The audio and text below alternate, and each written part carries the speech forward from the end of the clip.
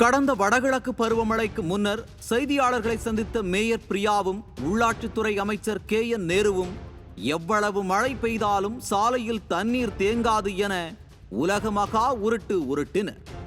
4000 கோடி ரூபாய் செலவழித்து மழைநீர் தேங்காமல் இருக்க விடிய அரசு நடவடிக்கை எடுத்ததாக பீற்றிக் கொண்டது.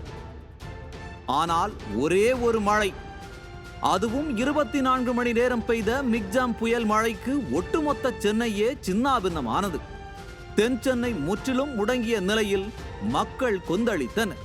வேளச்சேரியை அடுத்த கைவேலியில் உருட்டு அமைச்சர் உதயநிதியை கேள்வி கிணைகளால் வறுத்தெடுத்தார் பாதிக்கப்பட்ட பெண்மணி ஒருவர்.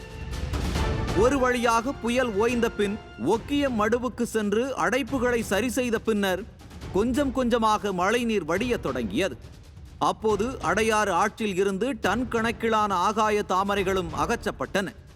இந்நிலையில்தான் தற்போது சென்னை ஈக்காட்டு தாங்கல் காசி தியேட்டர் அருகே ஓடும் அடையாறு கூவம் ஆற்றில் பல மாதங்களாக ஆகாய தாமரை அகற்றப்படாமல் இருப்பதாக குற்றம் சாட்டப்படுகிறது.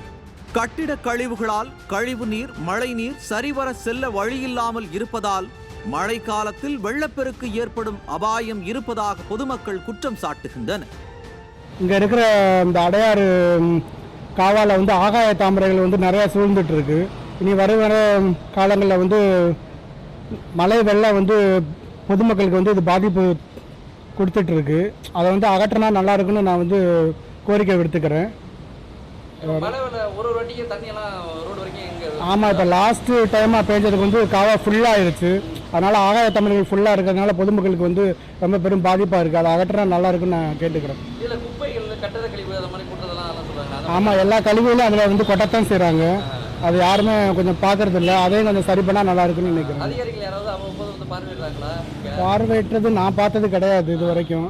அப்படியே தான் இருந்துகிட்டு இருக்கு ஒரு 10 வருஷமாவே. தற்போது பன்னாட்டு வானிலை ஆய்வாளர்கள் கடலின் மேற்பரப்பு இதமாக இருப்பதால் லானினா என அறிவித்து தென்மேற்கு பருவமழை வெளுத்து வாங்கும் என எச்சரித்துள்ளனர். தென்மேற்கு பருவமழையை காட்டிலும் வடகிழக்கு பருவமழை மிக அதிகமாக இருக்கும் என எதிர்பார்க்கப்படுகிறது. எனவே கடந்த காலங்களைப் போல் உருட்டுவதை விட்டுவிட்டு உருப்படியான நடவடிக்கை எடுக்க விடிய அரசின் சென்னை மேயர் பிரியா மற்றும் உள்ளாட்சித்துறை அமைச்சர் நேருவை பொதுமக்கள் வலியுறுத்தி உள்ளனர். பருவமழைக்கு முன்னர் ஒக்கிய மடுவை சீரமைத்து அகலப்படுத்தி மழைநீரை கடலில் கலக்க ஆவண செய்ய வேண்டும் என சாமானிய மக்கள் அறிவுறுத்தி உள்ளனர்.